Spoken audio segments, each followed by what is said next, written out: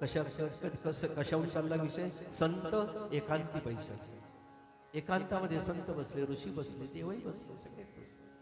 आता आता कसं हे कलियुगातलं जे जन्माला येणारे लेकरू आहे ना, हे भ्रमिष्ठ आहे. लक्षात घ्या. बुद्धी बुद्धी भ्रमिष्ठ. जे चांगलं आहे ना ते याला चांगलं वाटतं, जे योग्य आहे ना ते याला चांगलं वाटतं, जे पुण्य आहे ना त्याला पुण्य वाटणार, याला जे करायला पाहिजे ना ते हे करायची इच्छाच नाही. आणि जे नाही करावं असं अशा जेवढ्या गोष्टी आहेत ना त्या तेच करायची एवढी हौस, एवढी हौस, एवढी हौस, एवढी हौस की मेल्यानंतर सरळ नरकालाच, एवढी हौस नरकाला जायची. कुणाची? कलियुगातल्या जन्माला आलेल्या जीवाची. अगोदर तर मायबाप विचार करत नाही आपले की उद्या जर का लेकरू पांगळं जन्माला आलं तर कसं चालल, याला वाकर आणून ठेवा, याला 3 चाकाची काही विचार करता का आपण? जन्माला आल्यानंतर मग डॉक्टर सांगतात ते पायाचा प्रॉब्लेम आहे, डोक्याचा प्रॉब्लेम आहे, याचा प्रॉब्लेम आहे, त्याचा प्रॉब्लेम आहे, आता व्यवस्था करा. हे पांगळं जन्माला आलं, आंधळा जन्माला आला, पांगळा जन्म, मी ठिकाणी करत बरं का, व्यंग नाही सांगत मी, दृष्टांत म्हणून सांगतोय. कुणी लेकरू पांगळं जन्माला आलं त्याची व्यवस्था आपण नंतर करतो, लेकरू आंधळ जन्माला आलं त्याची व्यवस्था मायबाप नंतर करतात, आणि त्याच्या भविष्याचाही सर्व दृष्टिकोनातून विचार मायबापाला आता सुरू करतात. आपल्या मायबापाने आपल्या जन्माच्या अगोदर हा विचार केला. ही भ्रमिष्ठ लेकरं जन्माला येणार आहेत कलिकालामध्ये. ही बुद्धीनं अपंग आहे, हे दृष्टीने अपंग आहे, हे शारीरिक सौष्ठवाने सर्व दृष्टिकोनातून विचार केला. सर्व दृष्टिकोन म्हणजे 3च असतात: भौतिक सौष्ठव, मानसिक सौष्ठव आणि शारीरिक सौष्ठव. याचं शरीरही निकृष्ट राहील, यांचं मनही निकृष्ट राहील आणि यांची बुद्धीही निकृष्ट राहील. यांना ज्ञान मार्गाचे सिद्धांत एवढ्या प्रविष्ट असलेल्या बुद्धीच्या व्यक्तीला नाही पचले पडणार. एक मनाने जो मानसिक दृष्टीनं जो दुर्बल आहे हे पचले पडणार नाही. त्याच्यापासनी संसार पडल, त्याच्यापासनी प्रपंच पडल, त्याच्यापासनी भौतिक व्यवहार बरोबर पसनी पडल. कारण ते त्याच्या पथ्यावरती, त्याला ते आवडतात मुळातच नाही, त्याला ते लवकर सूट होती, लगेच ऍक्सेप्ट करत. असं आहे का? हा फायदा आहे का? लगेच.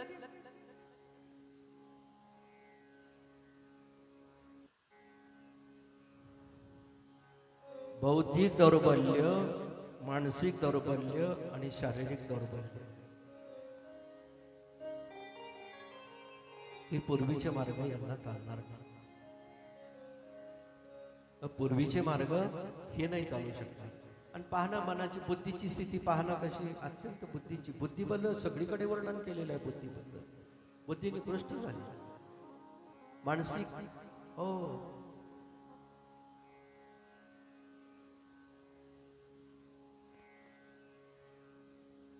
भक्तीचे असो की ज्ञान मार्गाचे असो की कर्म मार्गाचे असो, सिद्धांत समजून येण्यासाठी बुद्धी शुद्ध असली पाहिजे, मन निर्मळ असलं पाहिजे आणि शरीर सौष्ठव उत्तम असलं पाहिजे. 3 गोष्टी. शरीर सौष्ठव जोपर्यंत चांगलं आहे ना तोपर्यंत हे सिद्धांत आत्मसात करून घेतले पाहिजे.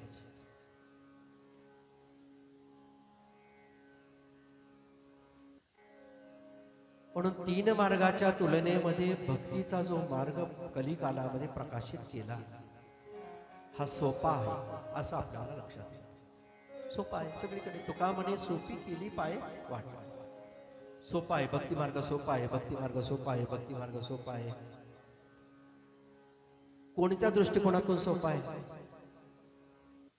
ज्ञान मार्गाच्या दृष्टिकोनातून भक्ती मार्ग सोपा आहे. कर्म मार्गाच्या दृष्टिकोनातून भक्ती मार्ग सोपा आहे. अष्टांग योग मार्गाच्या दृष्टिकोनातून भक्ती मार्ग सोपा आहे. याचा अर्थ सोपा आहे असा नाही घ्यायचा.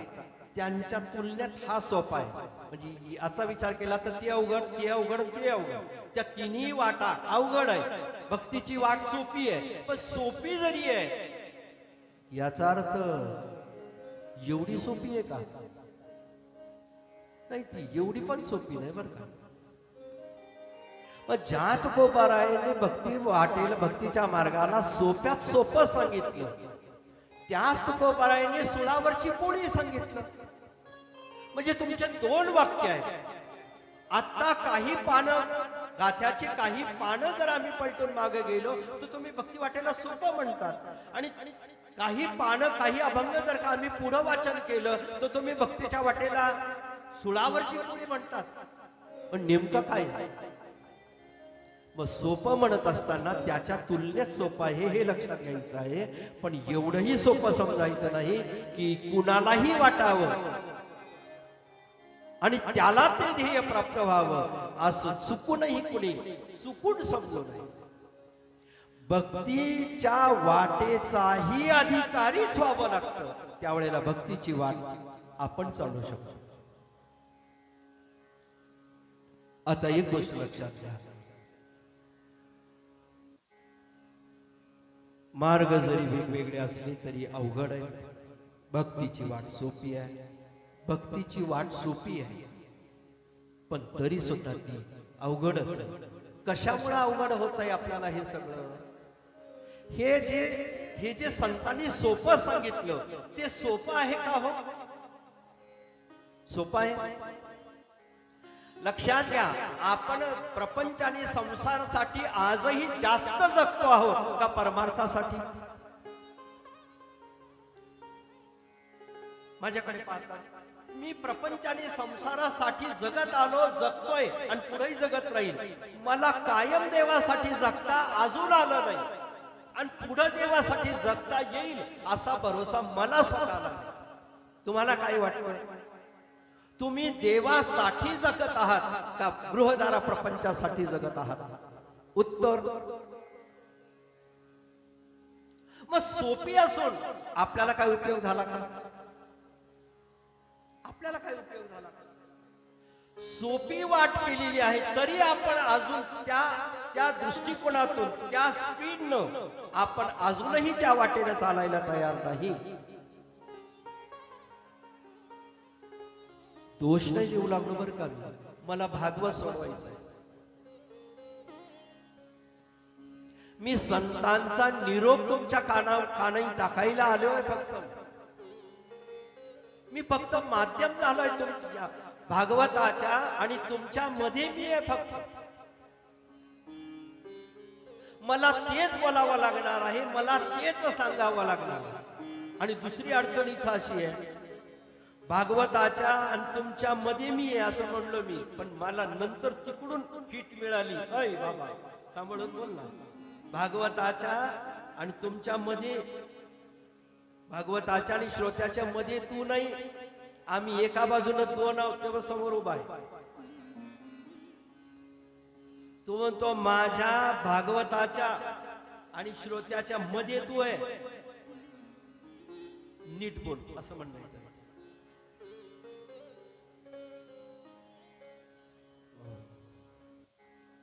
तुम्ही कंटाळणार नाही ना?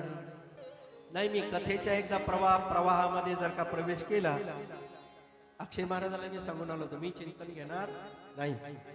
होय महाराज, मी चिंतन जास्त घेणार नाही. मी सरळ कथाभाग चालू करेन आणि कथा सांगेन.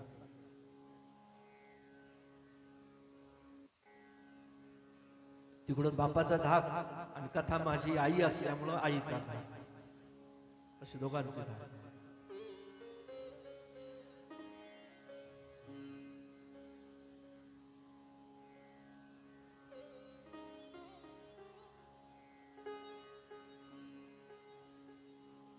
किती सोपी वाट आहे.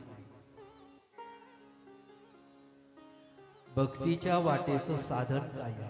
मी ज्ञानमार्गाचं साधन घेत नाही, मी कर्ममार्गाचं साधनाचं चिंतन घेत नाही, मी अष्टांग योगाचंही साधनाचं चिंतन घेत नाही. कुणाला जर असं वाटलं की मी ज्ञानमार्गाने चालायचं आहे, मला त्याचं मला चिंतन सांगा, निरूपण सांगा, मग वेगळ्या वेळेला मी त्याला जे अपेक्षित असलं तर सांगेल, पण या ठिकाणावरती मला पुढे पुढे जायचंय, प्रवेश करायचा आहे म्हणून ज्ञान मार्ग, कर्ममार्ग, अष्टांग योग मार्ग अगदी समोरच्याने म्हणावते काय कामाचं आहे. कारण वाङ्मयात आपण वाचतो ना, वाङ्मयात वाचतो ना आपण, ज्ञानेश्वरीमध्ये ज्ञानमार्गाचं, कर्ममार्गाचं, अष्टांग योग मार्गाचं खंडन केलेलं आहे. तुकोबारायांनी केलेलं आहे, सगळ्या संतांनी केलेलं आहे. पण त्यांनी खंडन केलं याचा अर्थ त्यांना अपेक्षित नाही का की ज्ञानमार्गाने चालावं? ते म्हणतात अपेक्षित आहे ना. अपेक्षित नसलं तर ज्ञानेश्वरीची सुरुवात किंवा गीतेची सुरुवात ज्ञानमार्गाने ज्ञानोबारायांनी केलीच नसती किंवा देवानी केली नसती. सांख्य योग अगोदर सांगितला की पहा ऐकणाऱ्याला सांख्य मार्गाने चालता येत असलं तर चला.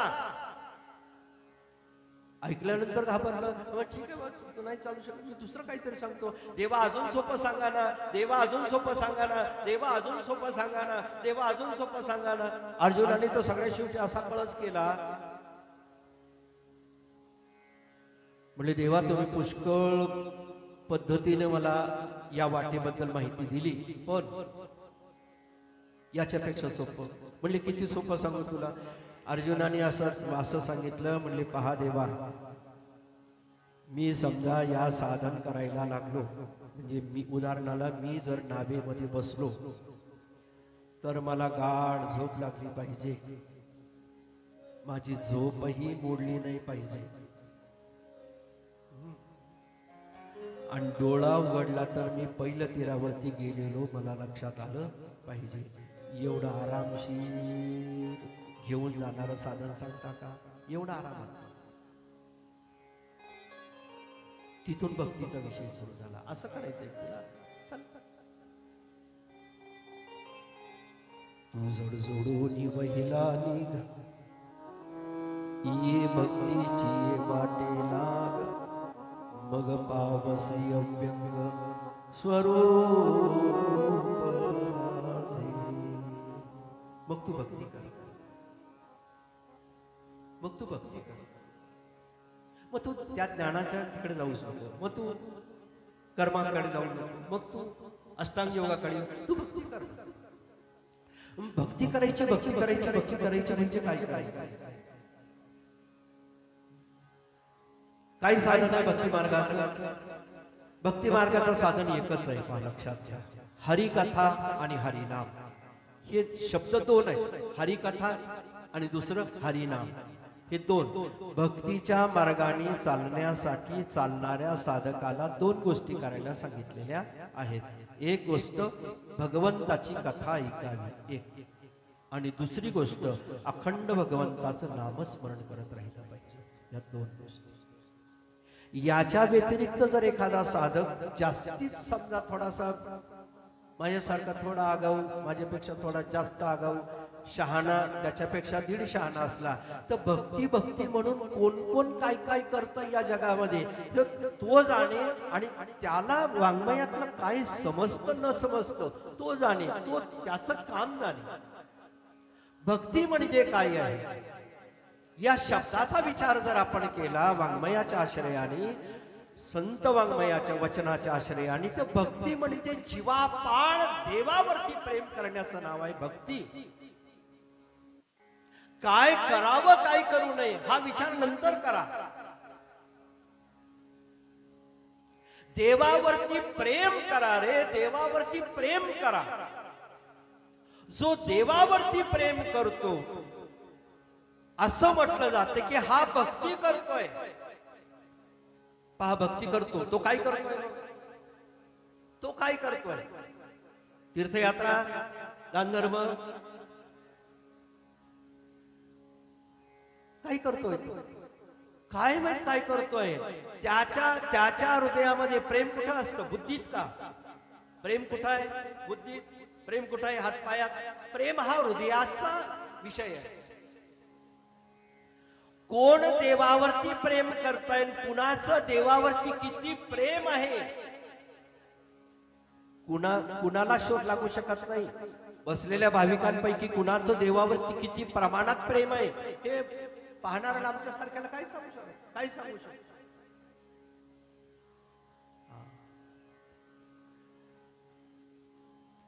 भक्ती मार्गाचे साधन दोन. एकच आहे पण दोन शब्द दोन आहेत म्हणून या पुन्हा एकाला दोन करा दोघांना पुन्हा एक करा.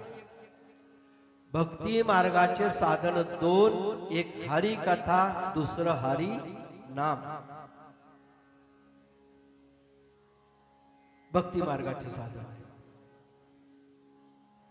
कुणी म्हणेल 9 प्रकार सांगितलेले आहेत भागवतामध्ये. श्रवणम कीर्तनम विष्णू स्मरणम पादसेवनम अर्चनम वंदनम दास्य सख्यमात्म निवेदनम. प्रकार आहेत मार्ग नाही ते 9. भक्तीचे प्रकार 9 आहेत पण भक्तीच्या मार्गाचं साधन फक्त 2 आहे. हरिकथा हरिनाम. 2च गोष्टी पैकी हरिनाम अखंड म्हणजे हरिनामाची अट काय आहे? अखंड. आणि हरिकथेची अट काय आहे? अखंड. कथा सतत ऐकत राहायची आहे आणि नाम सतत गात राहायचं आहे. याचा अर्थ असा होतो की हा भक्तीच्या वाटेनं चालणारा साधक आहे. जर कथाही ऐकत नाही आणि जर नामही गात नाही तो स्वतःला जरी भक्त आणि भक्ती मार्गाचा साधक मानत असला तर ना तो भक्ती करतोय ना तो भक्ती मार्गाचा साधक ठरणार आहे.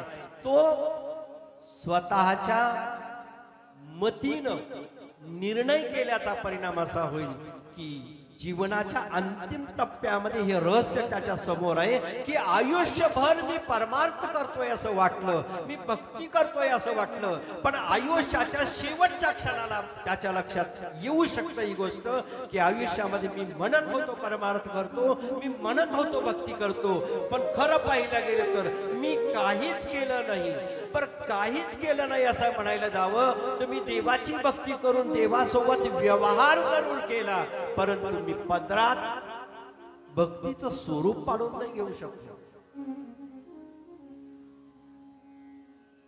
हरिकथा हरिनाम.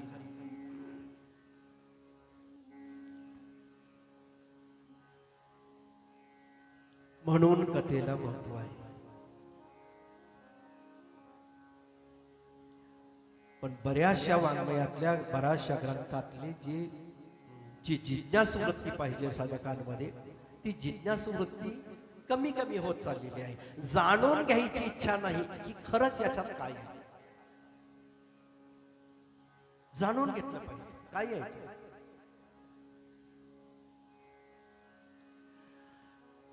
या दोन्ही दृष्टिकोनातून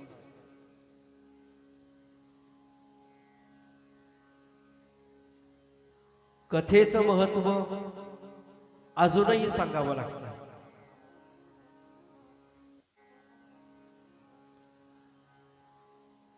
भक्तीचं महत्व वर्णन करत असताना कथेचं महत्व आहे.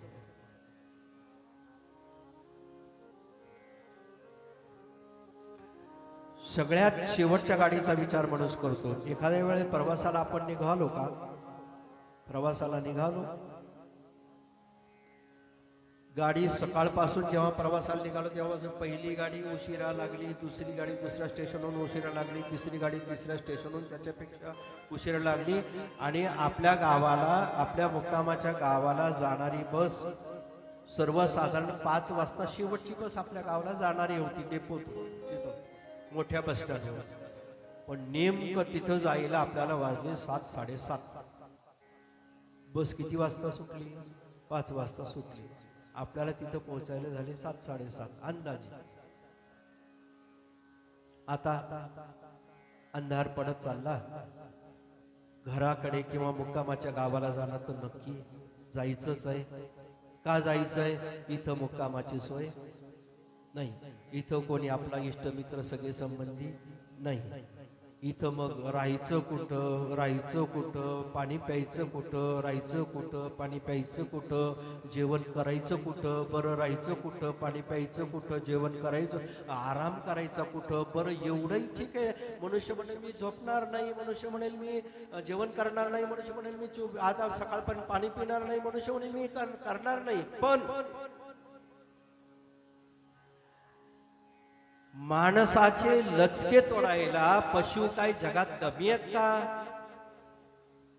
वाघ आला तर, सिंह आला तर, हत्ती आला तर, सर्प आला तर, विंचू आला तर, चोर आले तर, लुटारू आले तर मग माझं पडतं फार कमी पडणार आहे.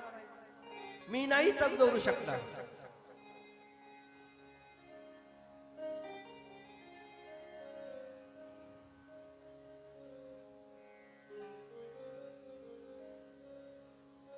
वाट सोपी आहे, चाललो पाहिजे. भक्तीच्या वाटेचे साधन दोन, एक हरिकथा, हरिनाम. अखंड हरिनाम गाता, अखंड हरिकथा ऐकत राहील. सदा नाम घोष करू हरि कथा, सदा नाम घोष करू हरि कथा, सदा नाम घोष करू हरि कथा, सदा नाम घोष करू हरि कथा.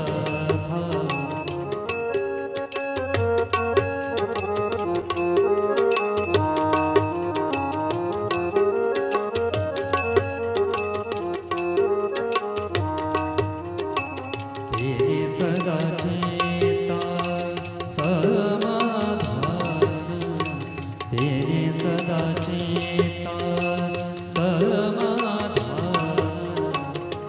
सर्व सुख लो सर्व अलंकार, सर्व सुख लो सर्व अलंकार, सर्व सुख लो सर्व अलंकार.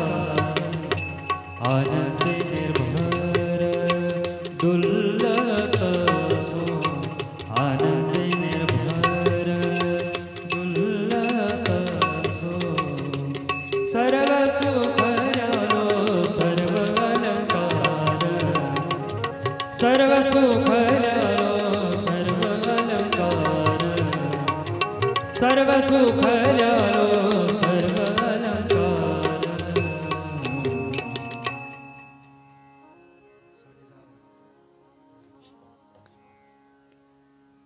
साडेदहा वाजले, घड्याळच गेलं पाहिजे.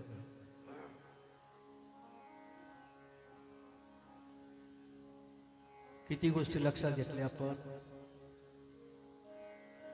एक पहिली गोष्ट आपण लक्षात घेतली, मार्ग एकच आहे भक्तीचा असं नाही, चार मार्ग. त्याने नाही चालता आलं तर मग त्याने काय करावं, त्याने या मार्गाने चालावं. या मार्गाने चालता आलं तर मग काय करावं, या मार्गाने चालता नाही आलं तर काय करावं. पण या मार्गाने चालता येत असलं तर त्यांनी या मार्गाने का चालावं, या मार्गाने चालता येत असलं तर त्यांनी या मार्गाने का चालावं, या मार्गाने चालता येत असलं त्यांनी या मार्गाने का चालावं, का चालावं.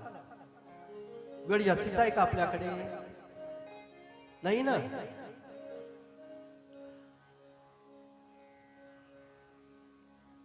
म्हणून चालण्याचा प्रयत्न करावा, श्रेष्ठ मार्गाने चालण्याचे आपण अधिकारी होण्याचा प्रयत्न करावा.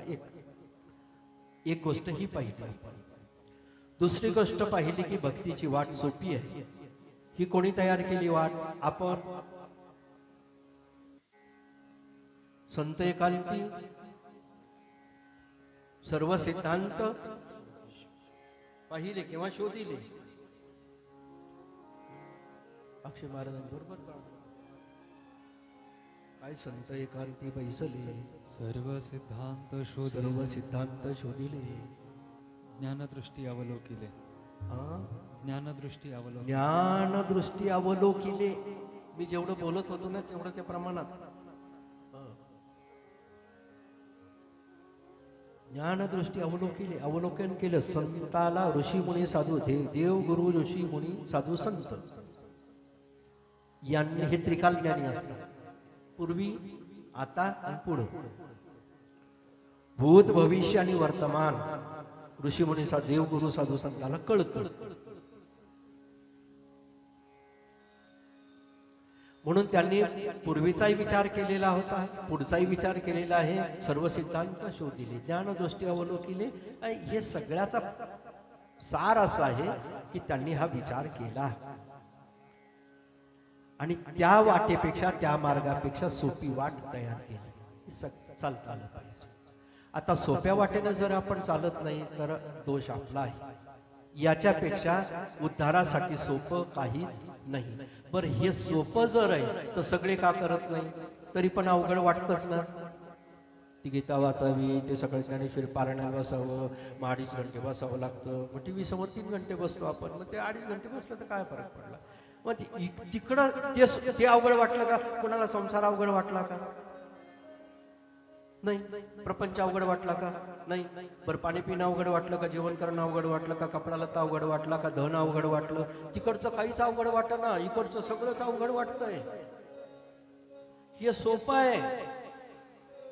ठीक आहे, चिंतन आता नाही करायचं आपल्याला, पण जे चिंतन झालंय तेवढं मी तुम्हाला देतो. पण सोपी वाट आहे, पण सोपी जरी आहे तर भक्तीच्या वाटेचं साधन 2: हरिकथा, हरिनाम, सदा नाम घोष करू हरिकथा. सतत, या सततला, सातत्याला जास्त महत्व आहे. सदा नाम घोष आणि सदा हरिकथा. अभंगात तसं नाही बरं का, मी ते सदा 2 ठिकाणी घेतोय. सदा नाम घोष करू हरिकथा असं घेतलं. सदा नाम घोष आणि सदा करू हरिकथा. परिणाम तेने सदा चित्ता समाधान.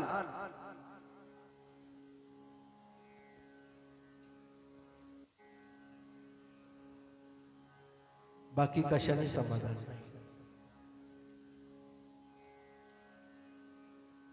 तुकोबाराय स्वतःचा अनुभव सांगतात. सर्व सुख ल्यालो, सर्व सुखाला मी पात्र झालोय. सर्व सुख म्हणजे भगवंत. सर्व सुख म्हणजे भौतिक जगातले हे चिल्ले पिल्ले सुखाचा विचार करायचाच नाही. सर्व सुख, सर्व सुखाचे आगर. भगवत प्राप्ती म्हणजे सर्व सुखाची प्राप्ती झाली असा त्याचा अर्थ आहे. सर्व म्हणजे 2, 3, 4, 10, 20 असे नाही काम करायचे. सर्व सुख म्हणजे देवाची प्राप्ती, म्हणजे सर्व सुखाची प्राप्ती. सर्व सुख ल्यालो सर्व अलंकार. तुकोबारे म्हणतात, पाहणं माझ्याकडे आनंदे निर्भर डुलतोस. मला खायला नाही तरी मी आनंदात आहे. बायको राग करती तरी मी आनंदात आहे. समाज काय काय बोलतो तरी मी आनंदात आहे. हे काय काय माझ्या भौतिक जीवनामध्ये चाललंय, पण माझ्या समाधानावर त्याचा यत्किंचितही परिणाम झाला नाही. मला माझ्यात किंवा माझ्या वृत्तीमध्ये, माझ्या मनबुद्धीमध्ये बिघाड करणारी वस्तू, व्यक्ती, पदार्थ या सृष्टीत आता शिल्लकच राहील नाही, जी माझ्यावर परिणाम करून जाईल. असा मी झालो. पण काही करून झालं, सदा नाम घोष. अनुभव सांगतात, मी भक्तीच्याच वाटेनं चाललो. मी भक्तीच्याच वाटेने चाललो. भक्ती वाटेचा पुरस्कार मी स्वतःने केला आणि भक्तीच्या वाटेचा पुरस्कार सगळ्यांनी करावा असा मी टाहो फोडून जगाला सांगतोय.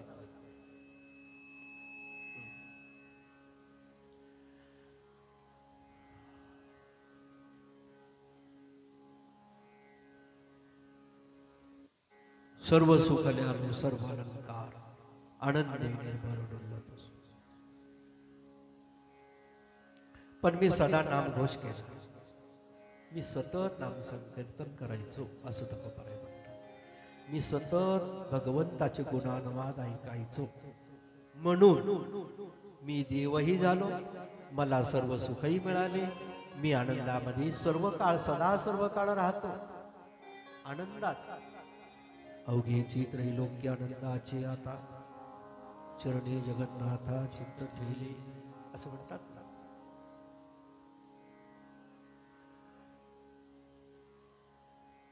एक प्रश्न सोडवून आपण आजच्या सेवेला पूर्णविराम देऊ. तुम्ही म्हटलात 10:30 वाजले, तुम्हाला पाहिलं, तुम्ही वाजले ना, मग तुम्ही सुरुवात करायला किती वाजवले सांगा ना. तुम्ही किती तुम्ही का उशीर केला? मग माझा गेलेला वेळ मी तर देवासेवेला आलेलो होतो, माझा वेळ गेला तो मी तुमच्याकडून घेईल ना. घाबरू नका, पण उद्यापासून पूर्ण काळजी घ्या. 7:45 वाजता अगदी सगळं सज्ज ठेवायचं. 8 वाजता कथा आहे. हा, मी आलो तर बरोबर पोहोचण्याचा प्रयत्न करा. रस्त्यात थांबलो तर म्हणजे गेलो तर मग मात्र तुम्हाला कोण निरोप लागला. पण तोपर्यंत मी पूर्ण काळजी घेण्याचा प्रयत्न करेन, वेळेत येण्याचा. पण असं काही समजू नका की 8ला आहे, 8:30 झाली तर काय होतं, 9 झाली तर काय होतं नाही. तुमचं काय होतं काय नाही ते मला माहित नाही, पण माझं फार काहीतरी होतं बरं का. म्हणून तुम्ही पण काळजी घ्या वेळेचं. हा, थांबण्याच्या वेळेची नका काळजी घेऊ बरं का. कथा 10:30लाच थांबली पाहिजे याची अजिबात काळजी घेऊ नका, पण कथा 7:45ला सुरू झाली पाहिजे याची सगळ्यांनी काळजी घ्या. तू म्हणताल वा रे बाई, इकडून सुट्टी करून घेतली, तू व्यासपीठावर म्हणून काही सांगत. व्यासपीठ माझ्या सुद्धा ताब्यात राहत नाही, माझी मजबुरी. मी ताब्यात ठेवण्याचा प्रयत्न करतो, गुरु महाराजांना तसं सांगतो. ह्या अजिबात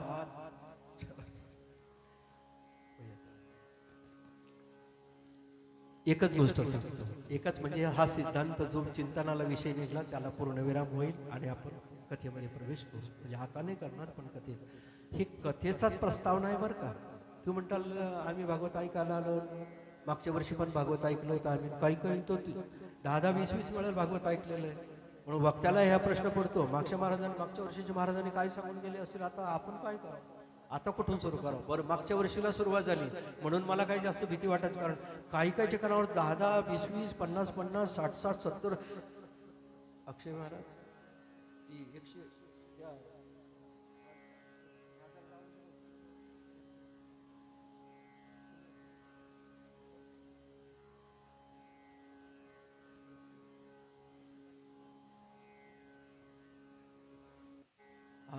मी कन्फर्म करून घेतलं बरं का, कारण कमीत कमी इथं बसून तरी खोटं बोलता येणार नाही. खाली काही हो,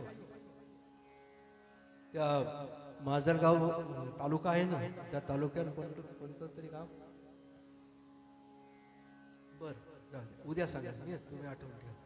त्या गावी गेलो आणि पहिलंच वर्ष आमच्या सेवेचं, तिथं लिहिलं होतं 125 वर्ष. मी म्हणले 125 वर्ष झाली ही या परिसरातली मंडळी भागवत ऐकू लागली. आता यांचं भागवतातलं कायच ऐकायचं राहिलं असेल, यांना आता काय सांग. मग मी त्या संयोजकाला बोलवून घेतलं, त्यांना म्हणले 125 वर्ष झाले, आता 125 दरवर्षी जर एक महाराज तुम्ही बोलवता तर 125 महाराज तुमच्या गावातून चिंतन मांडून गेलेले आहेत, कथा सांगून गेलेल्या आहेत. आता माझ्यासमोर हा प्रश्न पडला, म्हणले आता मी सांगू काय. ते म्हणले भागवत सांगा, भागवत सांगा, भागवत सांगा. ही समस्या असते, वक्त्यासमोरही समस्या असते की कुठून सिलेबस. म्हणून मी जे चिंतन सांगितलं आतापर्यंत हे भागवताचं चिंतन आहे. भागवताच्या बाहेर कोणताही वक्ता जात नाही, पण ज्याची जी बैठक असते त्याची जी त्याला जे सांगायचं आहे त्या ज्या क्रमाने सांगायचं आहे. तिसऱ्या मजल्याहून खालच्या मजल्याला आला तरी चालतच आला ना. चौथ्या तिसऱ्या मजल्याहून पायऱ्या उतरत आला, खाली आला, आणि खालचा माणूस तिसऱ्या मजल्यावर गेला. दोघही चालले ना, एक उतरताना चालला आणि एक चढताना चालले दोघं. पण ना या दोघांच्या चालण्यात फक्त इतका फरक पडला, एकाने वरचं खाली आणलं, एकाने खालचं उलट झालं. दोघही चालले असे सगळेच चालतात, पण काही आशे चालतात आणि काही आशे चालतात. ती एक चालण्याची पद्धती आहे असं समजत. तू म्हणतात ती एक गोष्ट सांगा, मोकळं करा. भक्तीच्या वाटेच आपल्या भागवत धर्माच्या सगळ्या संतांनी देवानी द्वापार युगामध्ये पुरस्कार केला भक्तीचा. ज्ञानेश्वरी पाहतो मी भक्तीचंच महात्म्य गायलं. मग देवानी भक्तीचं महात्म्य गायलंय, साधू संतांनी भक्तीचं महात्म्य गायलंय, भक्तीच्या मार्गाची प्रशंसा केली, विशेष करून कलिकालाच्या संबंधात. तुकोबाराय म्हणतात, मी सदा नामघोष केला, सदा हरिकथा ऐकली, त्यांनी हा लाभ मला प्राप्त झाला. हे उदाहरण आपण पाहिलं. मग भक्तीच्या मार्गाने चालणाऱ्या साधकाला, ज्ञान मार्गाच्या चालणाऱ्या साधकाचा लाभ कसा होतो, त्या मार्गाचा लाभ या मार्गाने कसा होतो लक्षात घ्या. ज्ञान मार्गाने जरी चालला, कर्म मार्गाने जरी चालला आणि अष्टांग योग मार्गाने जरी चालला, तर हे तीन मार्ग शेवटी एका ठिकाणावरती, आता चारीच्या चारी मार्ग एका ठिकाणी आले, तिथून एक राजमार्ग चालू होतो. पहा, ज्ञानमार्ग आला एकाच, त्याला काय म्हणतात चौक म्हणू आपण. ज्ञान मार्ग आला त्याच चौकात आला, कर्म मार्ग आला त्याच चौकात आला, अष्टांग योग मार्ग आला त्याच चौकात आला, भक्ती मार्ग आला त्याच चौकात आला. आता पुढं जो मार्ग चालू होतो मग त्यालाच राजमार्ग म्हणतात ना, त्यालाच राजमार्ग म्हणतात. पहा लक्षात घ्या, शुद्ध ज्ञानाच्या वाटेनं जो चालतो ना त्याला भक्तीचे लाभ भेटत नाही. शुद्ध ज्ञानाच्या वाटेनं जो चालतो त्याला भक्ती मार्गातले लाभ भेटत नाही. शुद्ध कर्म मार्गाने जो चालतो ना त्याला भक्ती मार्गातले जे लाभ आहेत साधकाला मिळतात ते कर्म मार्गात भेटत नाही.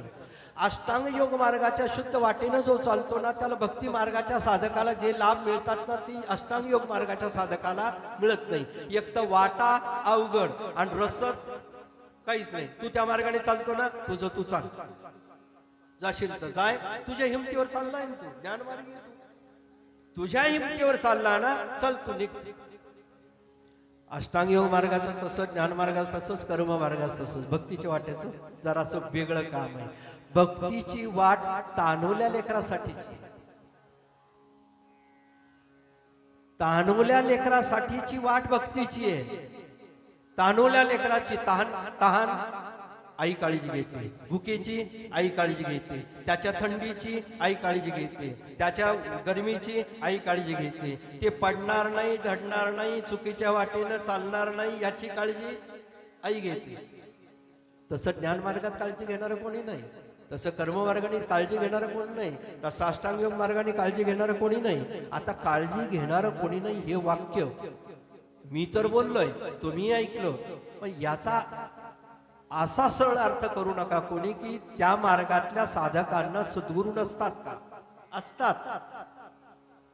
पण रसद हा शब्दही मी वापरला. रसद म्हणजे अनुकूलता तयार करून देणे, ती अनुकूलता तिथं तयार होत नाही. सद्गुरू फक्त मार्गदर्शन, वाटाडे म्हणून काम करतात, संगोपन करत नाही साधकाचं. ही उणीव आहे. ही शक्यतोवर वाङ्मयाच्या अध्ययन करताना ही लक्षात न येणारी उणीव मी सांगतोय. शहाणाई असं नाही, व्यासपीठ सांगताय मला. तिकडं ती रसद नाही, इकडं रसद आहे. इकडं देवही सांभाळ करतात. योगक्षेमम वहाम्यहम आलंच का नाही, म्हणजे त्या भक्ताचे योगक्षेमाची चिंता देव करतात. कोणत्या मार्गाच्या, असं समजा, विशेष करून भक्ती मार्गाच्या, तानुल्याचा मार्ग. ज्ञान मार्गाने चाललो तर भक्ती मार्गाचे लाभ प्राप्त होत नाही, कर्म मार्गाने चाललो तर होत नाही, अष्टांग योग मार्गाने चालले तर होत नाही. भक्तीच्या वाटेनं चालला जर, पुढं कोणत्या चौकात एकत्र येणार आहेत, मुख्य चौकात. ज्ञान मार्गही आला, कर्म मार्ग आला, अष्टांग योग मार्ग आला, भक्ती मार्गही तिथंच आला. ज्ञान मार्गाचा साधक आता त्या राजमार्गाने चालण्याचा अधिकारी होत नाही. तो ज्ञान मार्गाचा अधिकारी चालून आला, पण आता राजमार्गाने चालण्याचा तो अधिकारी होणार नाही. मग ज्ञान मार्गाने आलेल्या साधकाला तिथं थांबावं लागतं, कर्म मार्गाने आलेल्या साधकाला तिथं थांबावं लागतं, अष्टांग योग मार्गाने आलेल्या साधकाला तिथं थांबावं लागतं. भक्ती मार्गाने आलेला साधक त्याला थांबायची गरज पडत नाही, तो राजमार्गाने थेट निघतो महाराज. मग त्यावेळेला त्या ज्ञान मार्गाच्या साधकाला, कर्म मार्गाच्या साधकाला, अष्टांग योग मार्गाच्या साधकाला एक गोष्ट लक्षात येते, आपण ज्ञान मार्गाने आलो ही तर ही गोष्ट चांगली केली, लवकर पोहोचू म्हणून. कर्म मार्गाने चालून आलो ही गोष्ट तर चांगली केली, लवकर पोहोचू म्हणून. अष्टांग योग मार्गाने चालून आलो ही गोष्ट तर चांगली केली, लवकर पोहोचू म्हणून. पण पोहोचलो नाही ना. अब भक्ती मार्गाचा साधक पुढे गेलाय ना, मग त्या ठिकाणावरती त्याला संत, देव, गुरु, साधू संत एकच फक्त सांगतात, इथून का होईना तुला वाट भक्तीचीच धरावी लागणार आहे. इथून का होईना तुला वाट भक्तीची धरावी लागणार आहे. आता दोन साधकातलं अंतर पहा. एक साधक पूर्वीपासून ज्ञान मार्गाने निघाला, आता भक्त होतोय. ज्ञान मार्गाने निघालेला साधक किंवा भक्त आता भक्तीच्या वाट्याला लागतोय. एक साधक भक्तीच्या वाटेनं पूर्वीपासून चालतोय, आता त्याला मार्गात बदल करायची आवश्यकता नाही, कारण तो पूर्वीपासून भक्तीच्या मार्गाने चालतोय. पण ज्ञान मार्गाने चालत आलेल्या साधकाला भक्तीची वाट धरावी लागते. कर्म मार्गाच्या साधकाला भक्तीची वाट धरावी लागते. अष्टांग योग मार्गाच्या साधकाला भक्तीची वाट धरावी लागते. भक्तीच्या मार्गाने आलेल्या साधकाला भक्तीचीच वाटेनं चालतोय, भक्तीची वाट धरावी लागत नाही. पण एकच मुख्य प्रश्न आहे, भक्तीनं मुक्ती मिळते का ज्ञानाने मुक्ती मिळते, हा एक प्रश्न आहे. हा प्रश्न तुमच्यासाठी पण आहे, माझ्यासाठी पण आहे. याचा काही काळ का होईना उद्या जर चिंतन चालू झालं तर याचा खुलासा आपण घेऊ आणि पुढं हरिकथेमध्ये प्रवेश करून भागवताची प्रस्तावना पाहण्याचा प्रयत्न करू. या ठिकाणावरती देऊ आजच्या सेवेला पूर्णविराम.